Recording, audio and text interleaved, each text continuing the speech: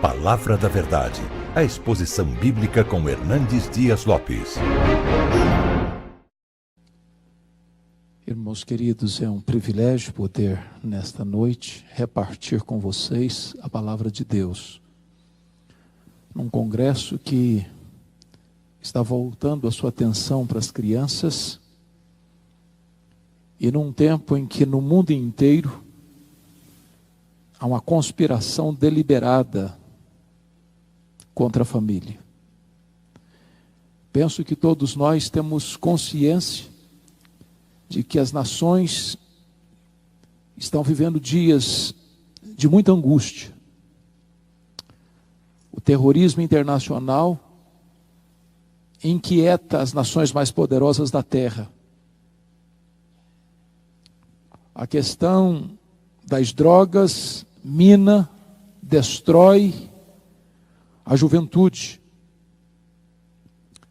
A chamada ideologia de gênero, que atenta contra os valores e os pilares da família, no Brasil e no mundo, tem sido divulgado por aqueles que deveriam defender a família, do palácio ao parlamento, às cortes, à grande mídia, à imprensa, passando pelo teatro, pela televisão, e até mesmo em alguns segmentos chamados religiosos, levantam esta bandeira.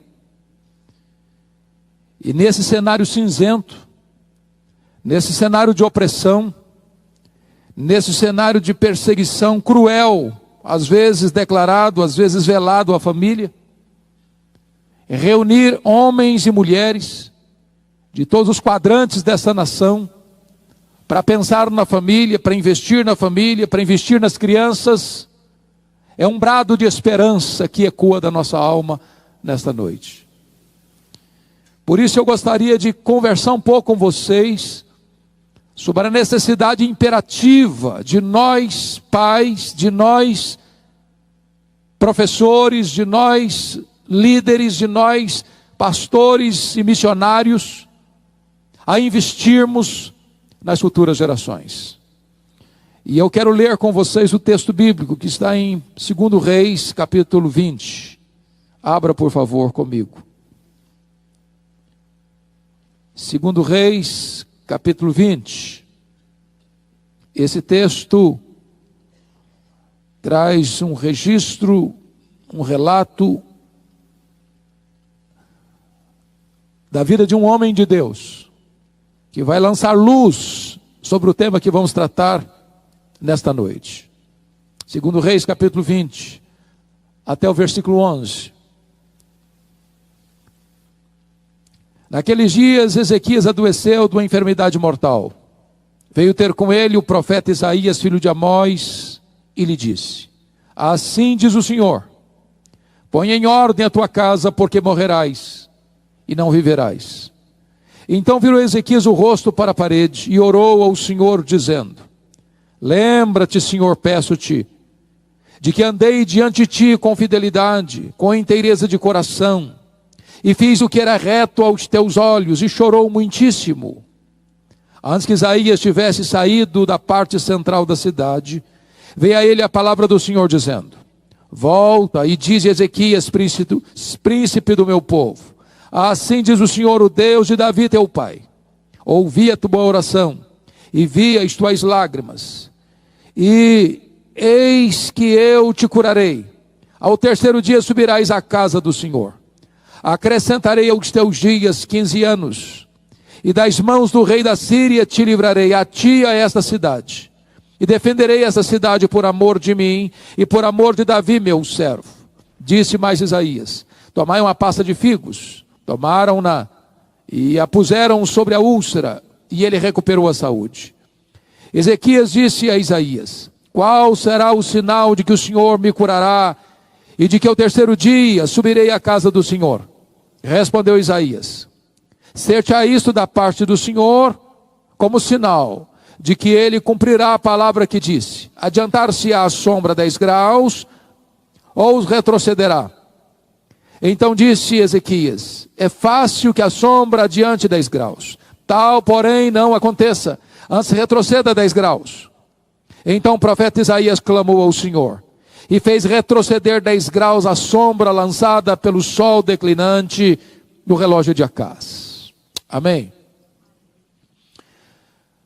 Irmãos e irmãs, o rei Ezequias começa a reinar, diz a Bíblia, com 25 anos de idade. Ele reinou 29 anos em Judá e morre, portanto, com 54 anos. Ele era filho do rei Acaz, um dos homens mais perversos, mais cruéis, um homem feiticeiro, um homem idólatra, um homem assassino, um homem que perverteu a sua cidade e contaminou a religião de Israel. Acaz infestou Judá com ídolos pagãos, levantou altares a deuses estrangeiros. Acaz poluiu a casa de Deus com idolatria, a ponto de fechar por completo a casa de Deus. O que eu acho curioso é que Ezequias nasce neste lar onde não tem exemplo. Ele tem um pai que é um homem cruel, é um homem feiticeiro, é um homem idólatra, é um homem sanguinário, mas ele escolhe ser diferente.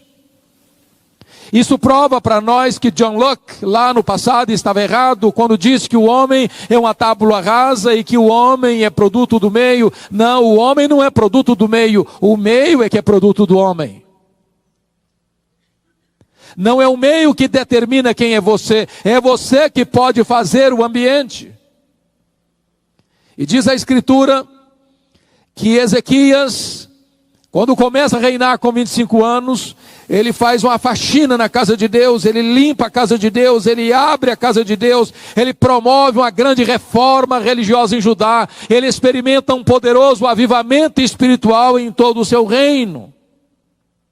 Mas agora, 14 anos depois que ele está no governo, tornou-se um homem rico, opulento, forte, que acumulou riquezas, que granjeou fortunas, que compôs um poderoso exército, tinha um grande arsenal, estava no topo da sua fama e do seu sucesso administrativo.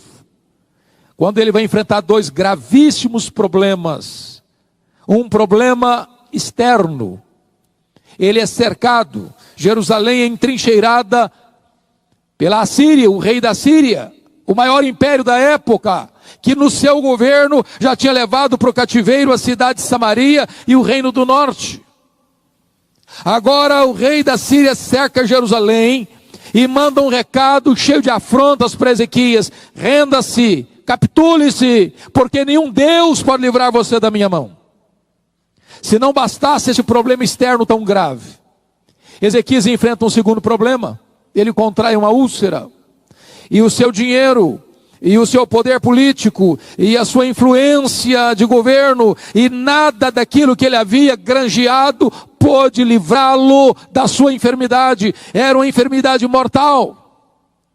E é nessa conjuntura que diz a Bíblia que o profeta Isaías é escalado para ir ao palácio e lhe dar uma mensagem, um recado urgente da parte de Deus. E o recado era este: põe em ordem a tua casa, porque morrerás e não viverás. Não foi um conselho, foi uma ordem peremptória e decisiva.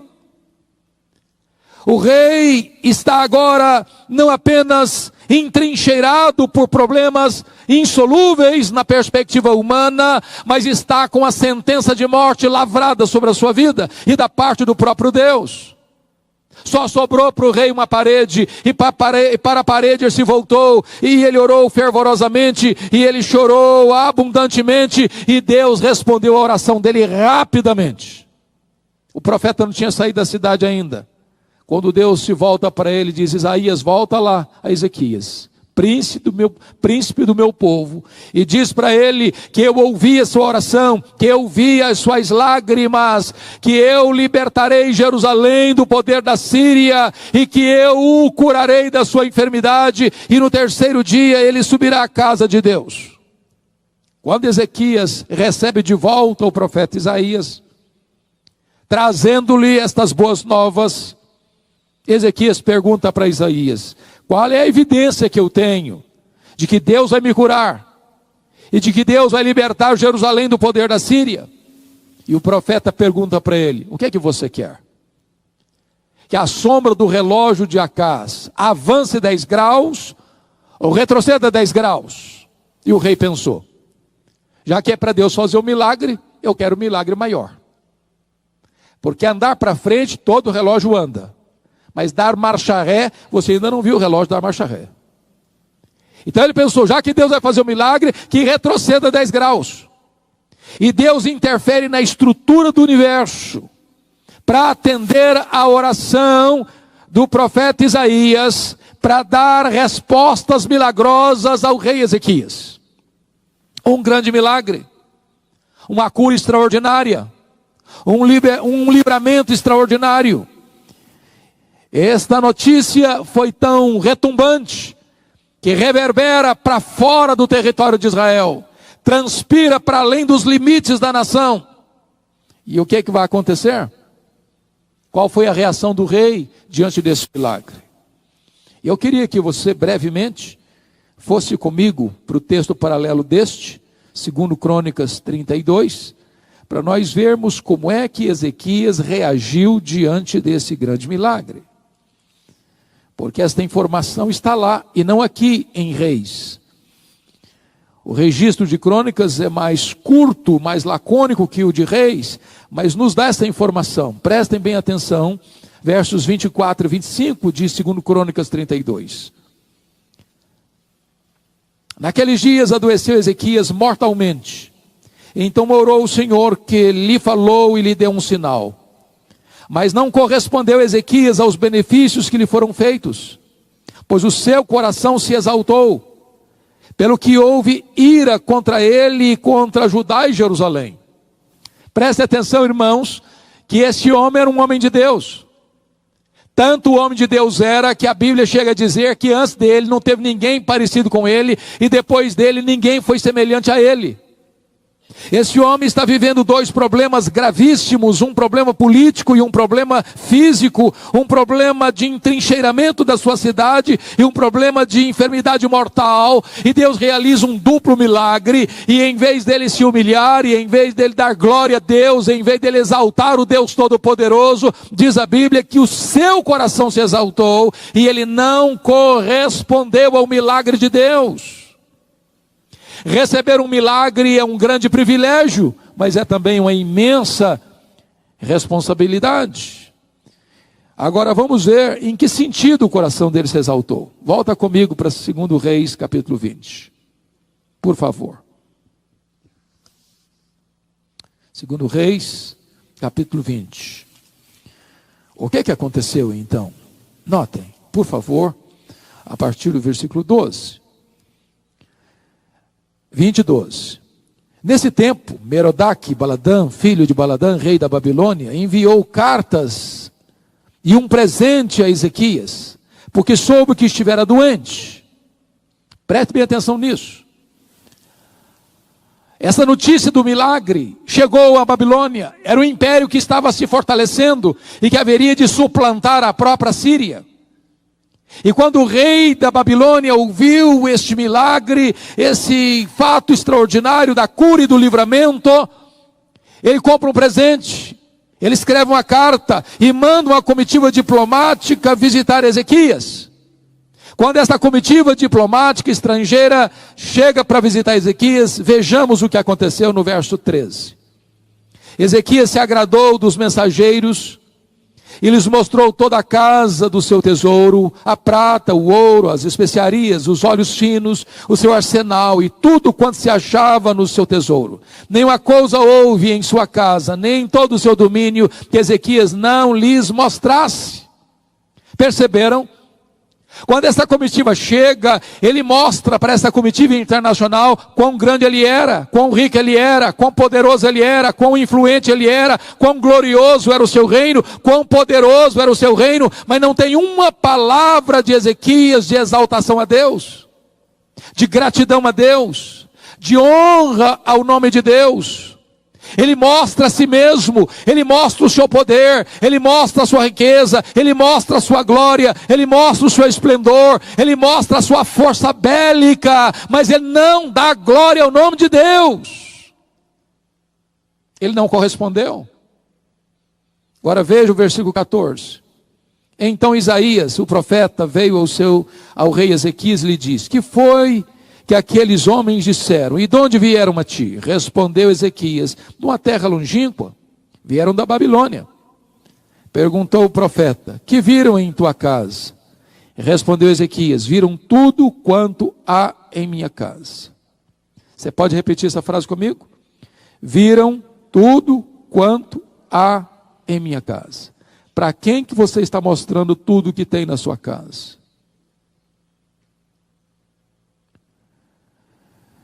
E diz a Escritura que quando o rei disse isso, respondeu Ezequias: viram tudo quanto há em minha casa, coisa nenhuma há nos meus tesouros que eu não lhes mostrasse. Agora veja a resposta do profeta. Então disse Isaías a Ezequias: ouve a palavra do Senhor.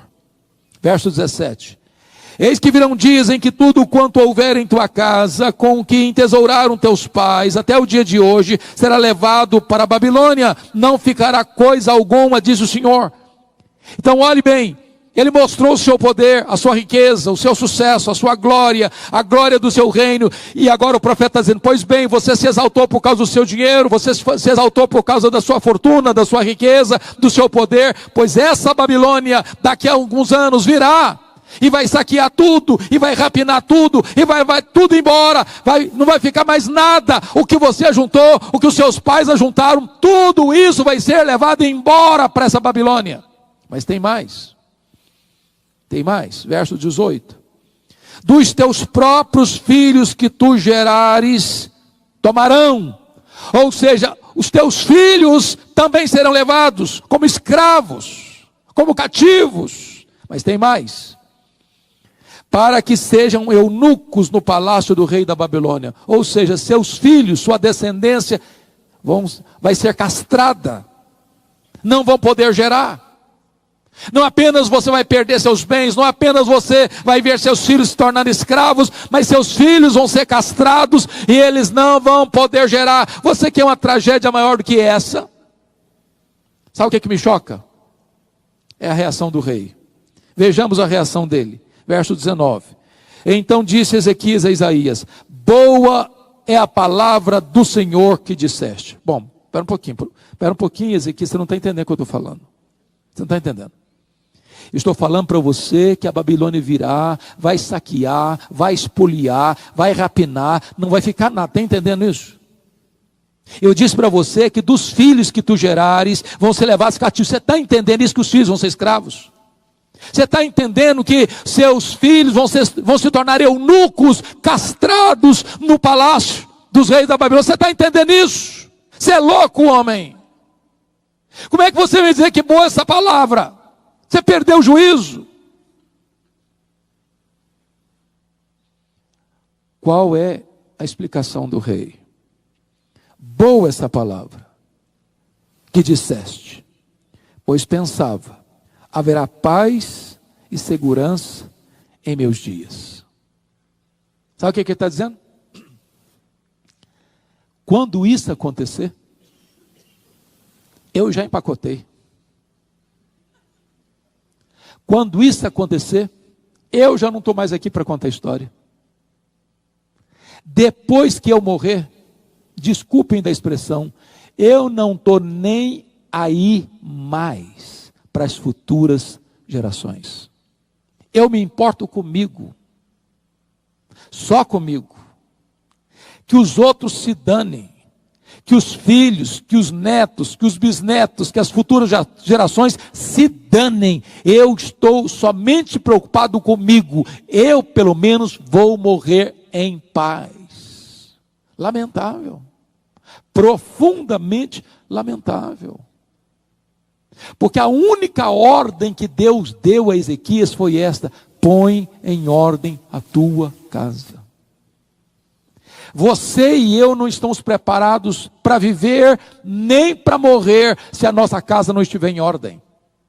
Deus não mandou Ezequias botar em ordem a vida dele, Deus mandou Ezequias botar em ordem a casa dele. Porque Deus está interessado apenas na sua vida, Deus está interessado também na sua descendência, Deus está interessado também nos seus filhos, nos seus netos, nas futuras gerações. Agora notem, queridos irmãos, notem comigo, por favor, só um pouquinho.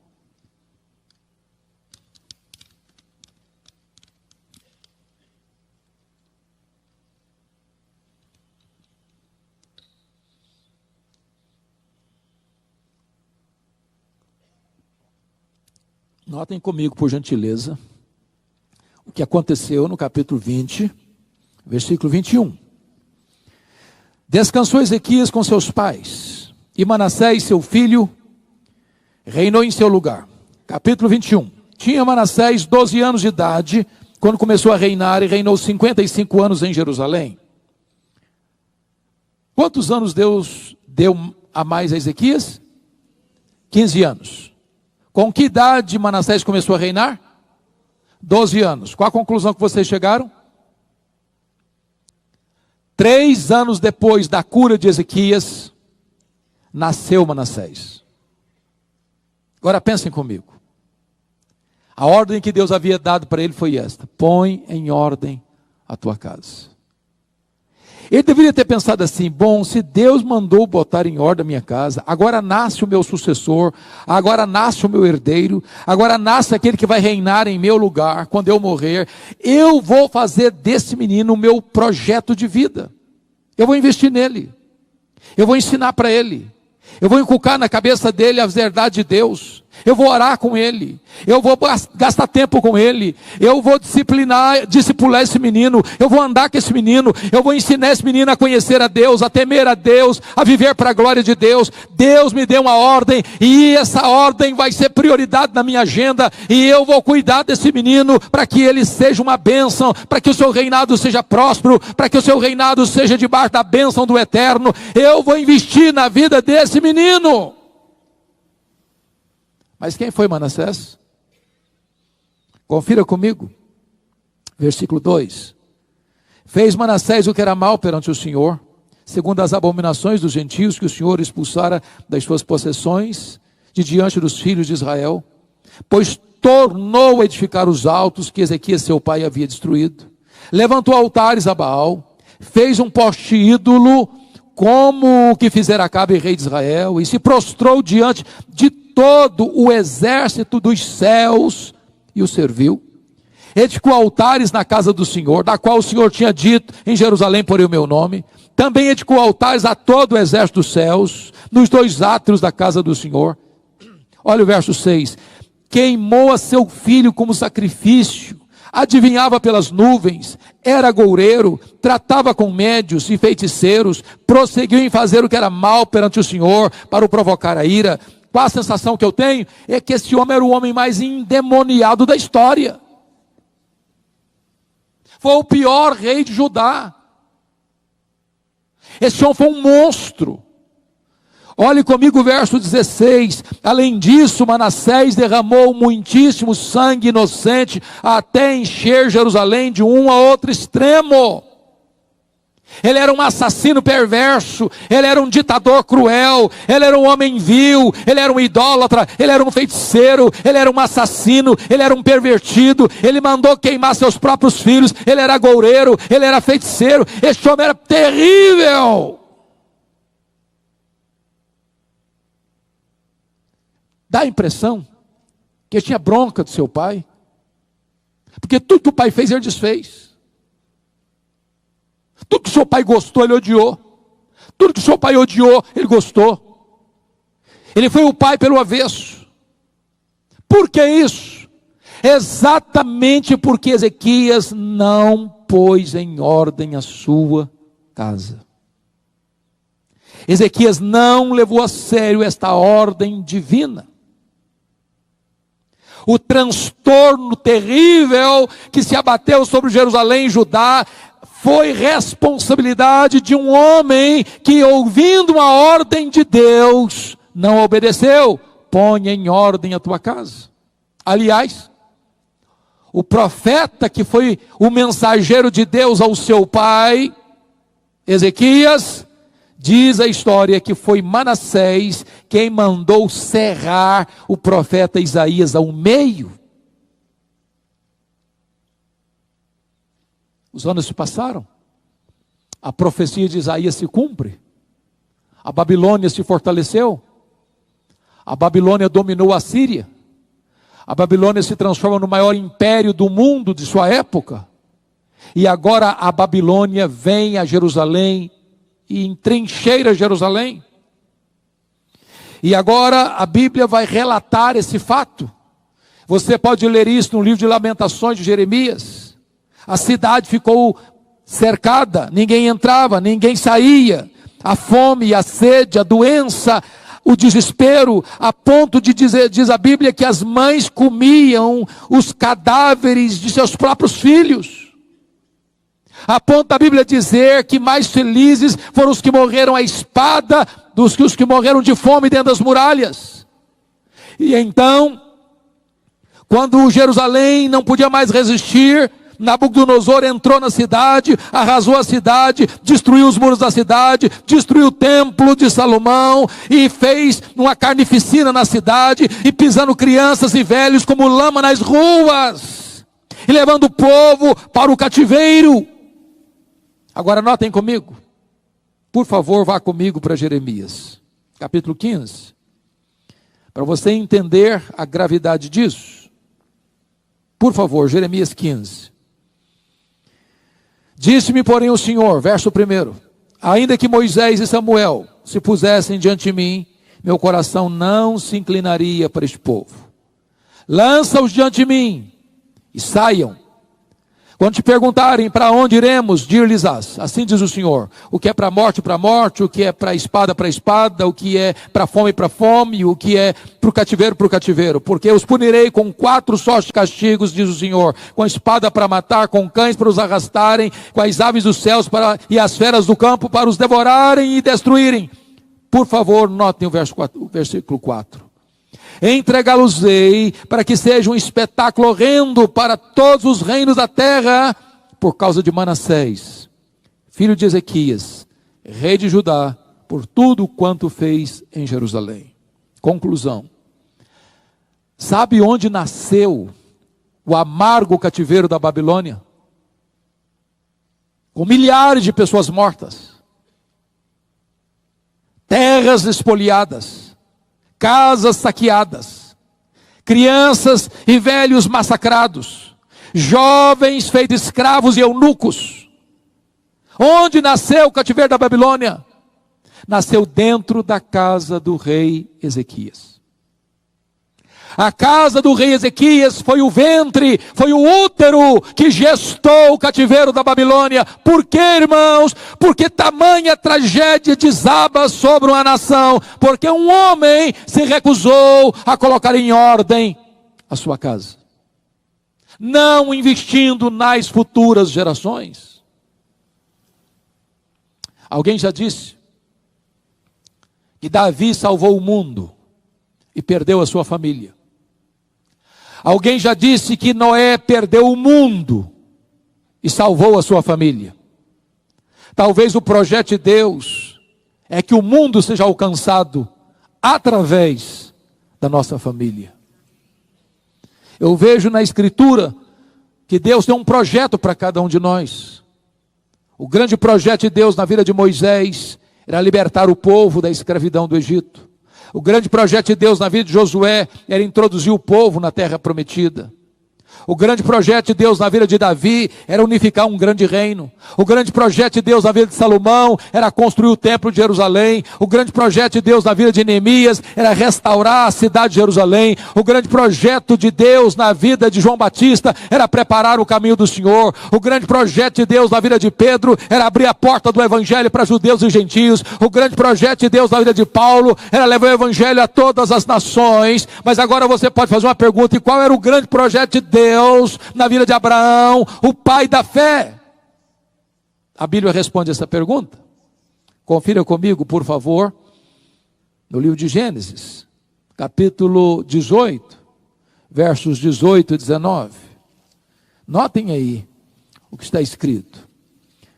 Está escrito o seguinte: visto que Abraão certamente virá a ser uma grande e poderosa nação, e nele serão benditas todas as famílias da terra, porque eu escolhi para que ordene a seus filhos e a sua casa depois dele, a fim de que guardem o caminho do Senhor e pratiquem a justiça e o juízo. Para que Deus chamou Abraão?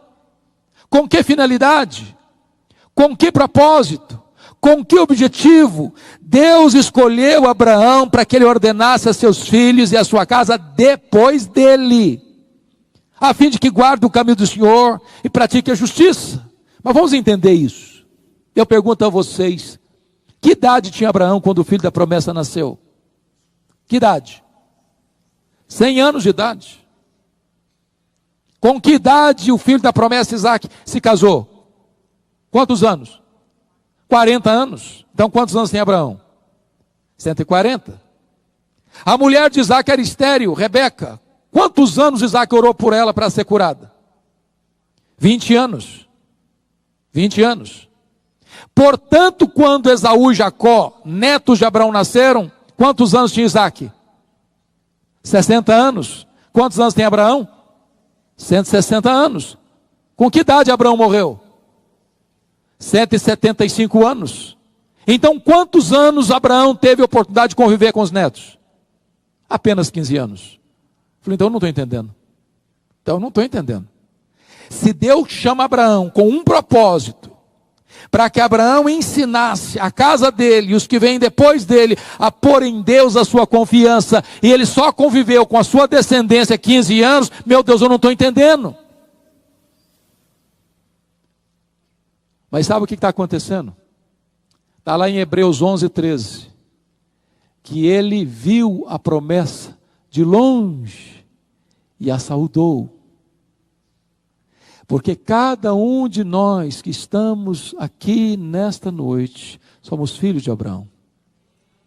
Todos aqueles que creem no Senhor Jesus em qualquer lugar deste mundo, em qualquer geografia desta terra, em qualquer tempo da história, que pôs a sua confiança em Jesus, é filho de Abraão. É como se Abraão estivesse olhando para você de longe e saudando a promessa. Eu quero que ele conheça Jesus, eu quero que ele conheça a verdade, eu quero que ele ande na verdade, eu quero que ele ponha a confiança em Deus. Eu estou comprometido não apenas comigo, eu estou comprometido com as futuras gerações, eu estou comprometido com os meus filhos, com os meus netos, com os meus bisnetos, com a terceira, com a quarta, com a 10ª, com a 1000ª geração. Eu quero que a minha descendência ande com Deus e conheça a Deus, e eu estou empenhado nisso.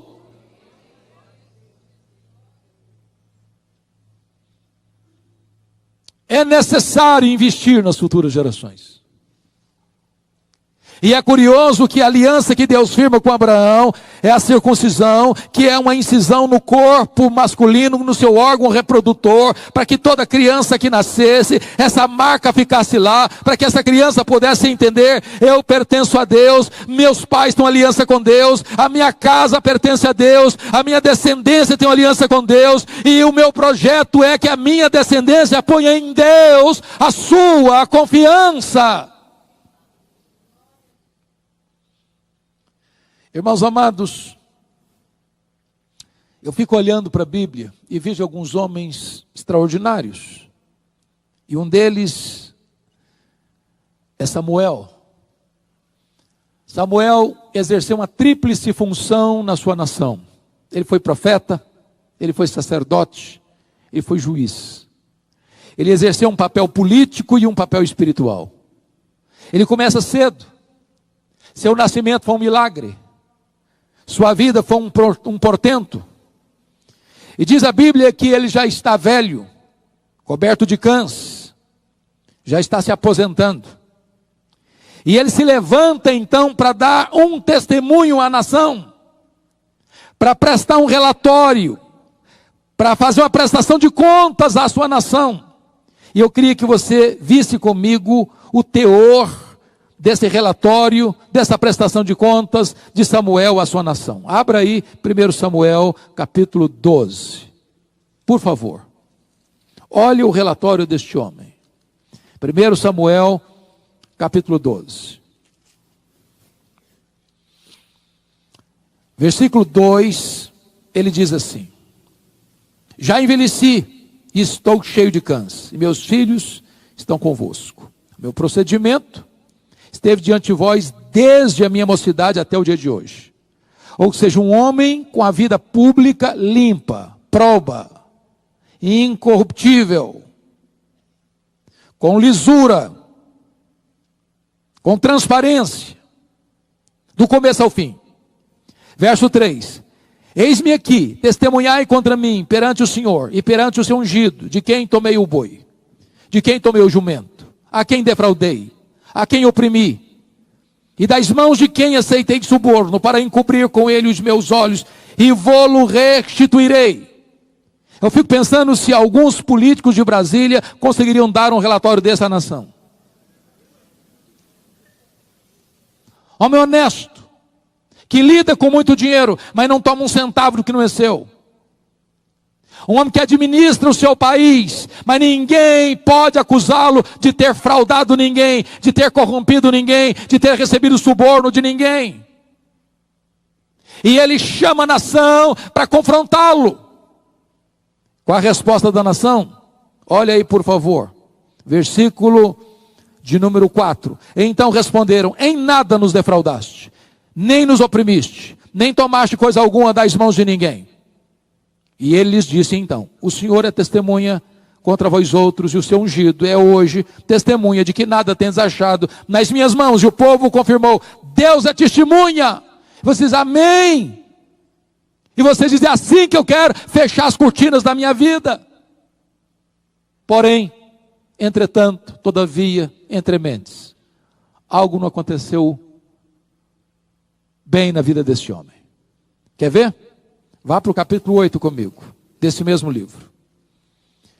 Capítulo 8 não é mais Samuel prestando um relatório à nação, mas o capítulo 8 são os anciãos de Israel, os líderes da nação, indo a Samuel para confrontá-lo. Veja comigo, capítulo 8, versículo 1. Então Samuel, tendo Samuel envelhecido, constituiu seus filhos por juízes sobre Israel. Alguma coisa estranha aqui? Notaram alguma coisa diferente aqui? Eu pergunto a vocês: quem constituía juiz em Israel? Quem? Deus. Samuel está constituindo seus filhos como juízes sobre Israel. Está sentindo o cheiro de nepotismo aqui?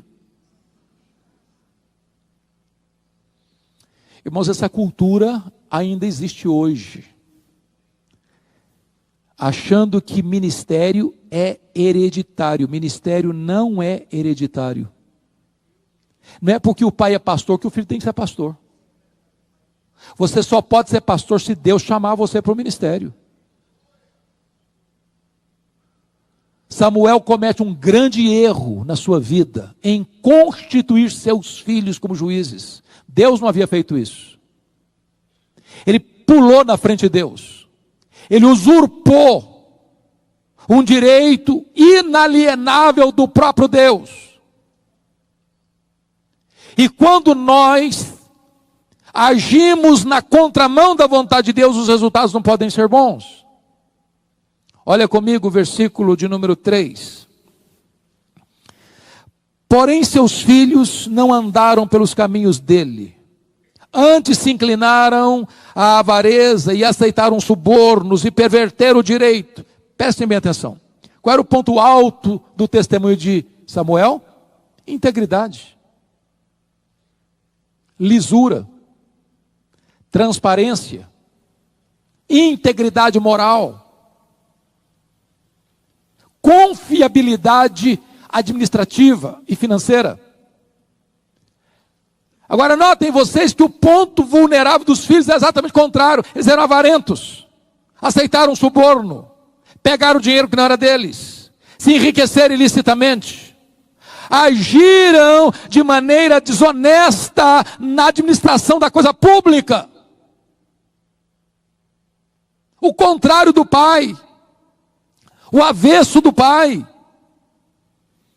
Qual o resultado? Olha o verso 4. Então os anciãos todos de Israel, quantos anciãos tem? Todos. Então os anciãos todos de Israel se congregaram e vieram a Samuel a Ramá e lhe disseram: vê, já estás velho, teus filhos não andam pelos teus caminhos. Constitui-nos, pois, agora um rei sobre nós, para que nos governe, como tem todas as nações. Trocando em miúdos. Sabe o que esses anciãos estão falando para Samuel? Samuel, você já está com o pé na cova. Você está quase empacotando.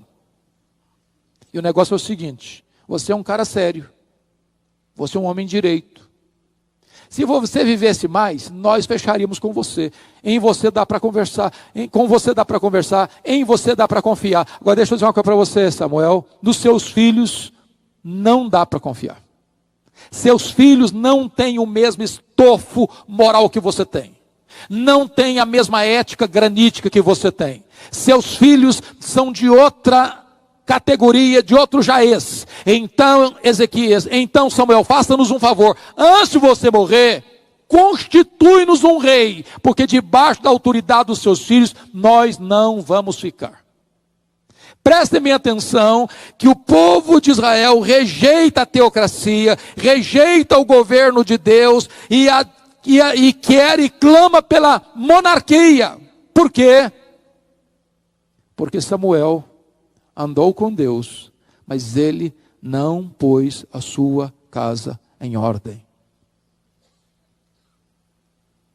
Assim como o cativeiro da Babilônia nasceu dentro da casa do rei Ezequias, a monarquia em Israel, rejeitando o governo teocrático, o governo de Deus, nasceu dentro da casa de Samuel. Ele não pôs a sua casa em ordem. Irmãos amados, deixa eu lhes dizer algo.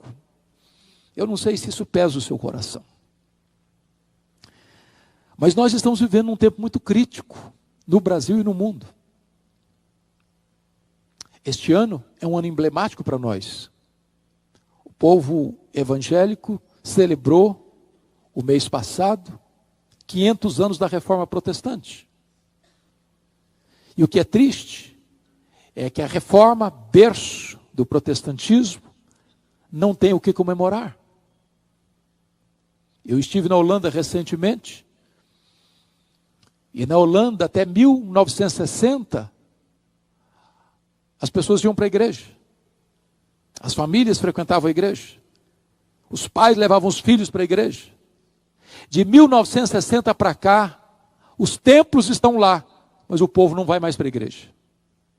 Nem os pais, nem os filhos. A igreja da Holanda se perdeu numa única geração. Sabem por quê? Porque nós estamos numa corrida de revezamento. Se nós falharmos em passar o bastão do evangelho para os nossos filhos, nós teremos fracassado rotundamente. E nós poderemos legar à próxima geração uma igreja apóstata. Saímos da Holanda e fomos para a Escócia, berço do presbiterianismo, terra de John Knox. Fomos para Edimburgo. E ali tem um templo belíssimo na praça central, perto do castelo. E quando nós entramos naquele templo belíssimo, de torre empinada aos céus, eu não vi púlpito, eu não vi bancos. O templo foi transformado num bar. Lá dentro é lugar de beber. O protestantismo está praticamente morto. Por quê, irmãos? Porque os pais falharam em passar para os seus filhos a fé que havia no coração deles. Não se preocuparam com as futuras gerações. Nós saímos dali e fomos para a Inglaterra. A Inglaterra dos grandes avivamentos. A Inglaterra de John Wesley. A Inglaterra de George Whitefield. A Inglaterra de William Carey. A Inglaterra de William Wilberforce, a Inglaterra de John Charles Ryle, a Inglaterra de Charles Haddon Spurgeon, a Inglaterra de Mark Lloyd Jones, a Inglaterra de John Stott. Hoje a Inglaterra é conhecido como o país de Richard Dawkins, o patrono dos ateus. Menos de 4% dos ingleses frequentam a igreja evangélica hoje.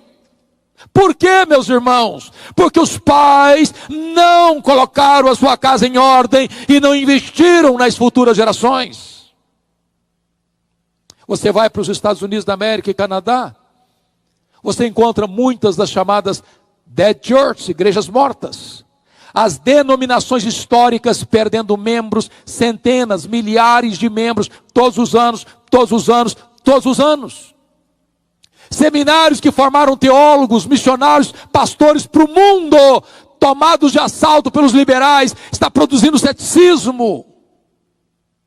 Eu preguei há 2 anos num congresso em Nova York, e após aquela conferência eu fui pregar numa igreja Assembleia de Deus, e enquanto o pastor me levava do hotel ao templo, meia hora de carro, ele me mostrou 11 templos fechados, que estavam sendo vendidos, porque não tinha mais gente para frequentar. Por quê, irmãos? Você entra numa igreja e às vezes você vê um gato pingado de cabeças brancas, porque os jovens não estão mais na igreja. E por que não estão mais na igreja? Porque os pais não inculcaram na mente de seus filhos essas verdades benditas. Porque eles não colocaram a sua casa em ordem, porque eles não investiram nas futuras gerações. E eu posso lhes garantir, irmãos, que você precisa de apenas 3 gerações para chegar a um processo de apostasia. Aquela geração que nasceu no Egito, morreu no deserto. A segunda geração que nasceu no deserto, entrou na terra prometida. A terceira geração que nasceu na terra prometida, diz a Bíblia, não conhecia Deus mais. Sabe qual a conclusão que eu chego? Parece que os nossos avós foram mais crentes do que os nossos pais. Parece-nos que os nossos pais foram ou são mais crentes do que nós. Parece-nos que nós estamos sendo mais crentes do que os nossos filhos. Se Deus não tiver misericórdia, os nossos netos poderão herdar uma igreja apática, fria ou até apóstata. É hora de nós acordarmos, irmãos, porque o inferno está vivo e ativo, querendo capturar os nossos filhos. A ideologia de gênero, patrocinada tantas vezes por verbas de impostos nossos, patrocinado pelo governo, nos mais diversos segmentos da sociedade, estão botando cartilhas, ensinando os nossos filhos pelo avesso, a destruírem os valores centrais da família, a minar os alicerces básicos do casamento e da família. O teatro está querendo destruir os nossos filhos, a televisão está querendo destruir os nossos filhos, as telenovelas estão querendo destruir os nossos filhos, todos os programas deste mundo visam destruir a família, e nós, até quando vamos dormir o sono da morte? É hora de investir nas futuras gerações.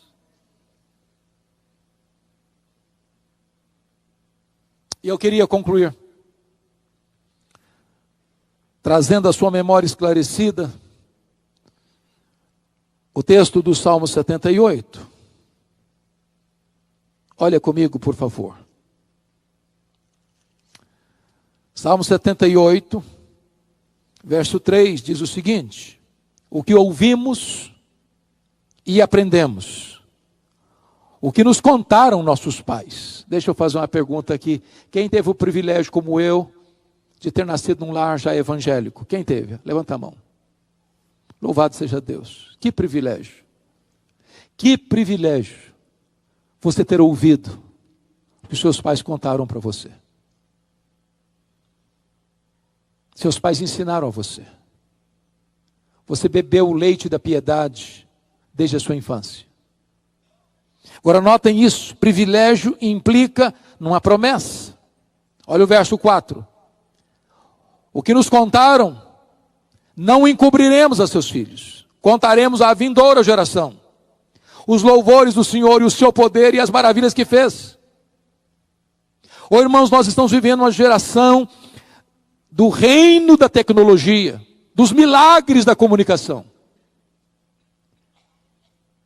Quanto mais afortunada é a família, mais silêncio prevalece dentro da família.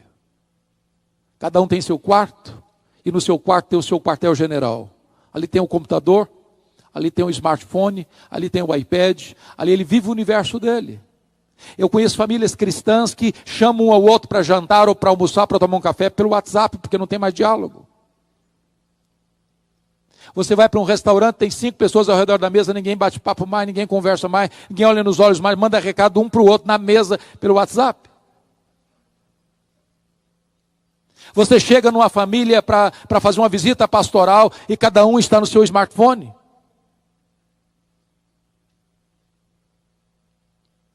E às vezes nós estamos contribuindo ainda mais para isso. E é necessário que você, pai, que você, mãe, pegue o seu filho, pegue a sua criança e bote no colo e conte para ela o que Deus fez na sua vida. Que você desligue um pouco a televisão, que você coloque limites e horários para o computador e você comece a ensinar as verdades de Deus, a inculcar essas verdades no coração de seus filhos e de seus netos. Se nós falharmos, irmãos, as futuras gerações podem pagar um preço muito alto. Esta onda de secularismo, irmãos, está tomando a igreja. Que destruiu a igreja na América do Norte, que está destruindo ainda hoje, que está devastando a igreja na Europa, está chegando aqui também. A secularização. E o que é secularização, irmãos? É a ideia de que nós podemos ser crentes e mundanos ao mesmo tempo. Há poucos dias, um presbítero me disse assim: eu preciso sair mais cedo da reunião porque eu tenho que buscar minha filha 3 horas da manhã na balada. Falei: aonde você vai buscar sua filha? Na balada, qual o problema? Já virou natural isso. A moçada sair da balada para a reunião de oração e da reunião de oração para a balada. Nós estamos nos amoldando ao mundo, nós estamos nos aculturando ao mundo, nós estamos nos secularizando. Eu tenho como pastor ficado aflito, sabe uma coisa? As festas de casamento dos nossos filhos hoje, dos nossos crentes, estão se transformando numa vergonha. Uma vergonha. Você sai da igreja num belíssimo cerimonial de casamento, numa festa linda, onde a pregação foi feita, onde as músicas sacras foram entoadas, louvores a Deus foram erguidos, e quando você vai para um rico cerimonial, lá o pau quebra.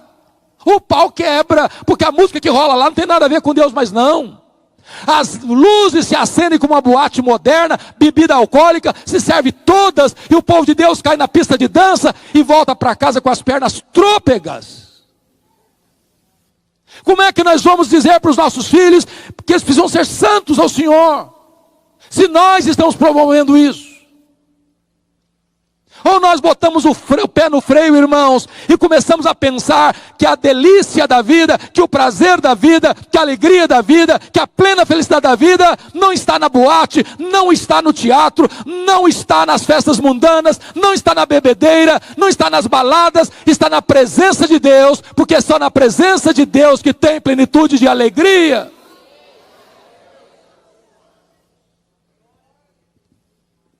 Notem comigo. O que o salmista vai dizer? Depois do privilégio vem a promessa, mas tem um propósito. Olha o verso 6. A fim de que a nova geração os conhecesse, filhos que ainda hão de nascer, se levantassem e por sua vez os referissem aos seus descendentes para que pusessem em Deus a sua confiança. Agostinho de Hipona dizia que nós tínhamos que orar para os nossos filhos 20 anos antes deles nascerem. Tem que ensinar isso para os nossos filhos. Como assim? 20 anos antes deles nascerem. Amanhã você, não sei se tem adolescente aqui, mas amanhã você que é um adolescente, vai se casar e vai ter filhos. E amanhã seu filho, sua filha vão ser adolescentes também. E eles vão perguntar para você: e aí papai, e aí mamãe, como é que foi a sua adolescência? Honrou seus pais? Obedeceu? Tinha hora para sair de casa? Tinha hora para voltar para casa? Seus pais queriam saber onde você foi, com quem você foi, o que você fez? Se você disser assim: não, eu era complicado, eu não obedecia não. Como é que você vai cobrar de mim agora? Nós precisamos orar a Deus e trabalhar para que os filhos dos filhos dos filhos ponham em Deus a sua confiança. Você é avô, você é avó, quem sabe onde você chamar seu neto, não para brincar, não para dar um presente para ele, mas para botá-lo no colo e para ensinar para ele as verdades de Deus. Para que as futuras gerações ponham em Deus a sua confiança. Eu não sei se isso aflige o seu coração, o meu aflige muito. Porque hoje nós estamos preocupados muitas vezes em dar a melhor escola, a melhor faculdade, o melhor conforto, a melhor roupa, as melhores oportunidades. E tudo isso é legítimo e tudo isso é bom. Mas se nós fracassarmos em passar para os nossos filhos o bastão do Evangelho, nós teremos fracassado rotundamente. Qualquer sucesso deste mundo, sem a glória de Deus, é troféu de palha. Eu quero conclamar vocês, professores, professoras, vocês pais, vocês mães, vocês filhos, vocês filhas, vocês avós, para que nós firmemos uma aliança com Deus, de investirmos nas futuras gerações. Rogando graça a Deus para colocar a nossa casa em ordem. Porque nós não estaremos preparados nem para viver, nem para morrer, se a nossa casa ainda não estiver em ordem. Eu quero orar com vocês. E eu quero orar por vocês nesta noite. Se esta é uma causa que você sente arder na sua alma, no seu coração, eu queria convidar você para vir aqui à frente. E nós vamos orar ao Senhor. A Bíblia diz, por esta causa eu me ponho de joelhos diante do Pai. Eu anseio mais do que qualquer outra coisa na vida, é ver os meus filhos comprometidos com Deus, cheios do Espírito Santo de Deus, sendo vasos de honra nas mãos de Deus, sendo levantados por Deus nessa geração, sendo instrumentalizados por Deus na sua obra e no seu reino. Nenhum sucesso nosso compensa o fracasso dos nossos filhos. Nenhum sucesso. É hora de nós investirmos nos nossos filhos. A nossa herança não é a casa que moramos, não é o carro que andamos, não é o dinheiro que acumulamos. A herança de Deus são os nossos filhos. E nós precisamos colocá-los em primeiro lugar na nossa agenda. Põe em ordem a tua casa. Nós vamos buscar a face de nosso Deus.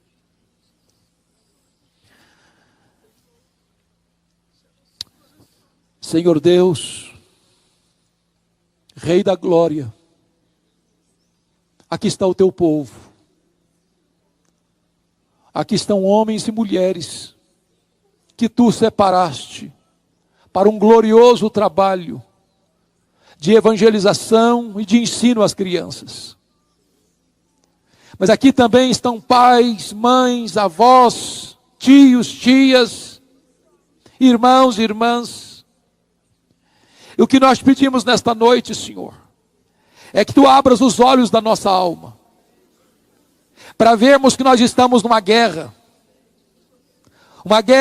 terrível, infernal, onde há muita orquestração ao redor dos nossos filhos, para seduzi-los, para atraí-los, para dividir o coração deles, para secar a alma deles, para cegar o entendimento deles, para tirar deles qualquer sensibilidade espiritual. Livra os nossos filhos, Senhor, do laço do passarinheiro.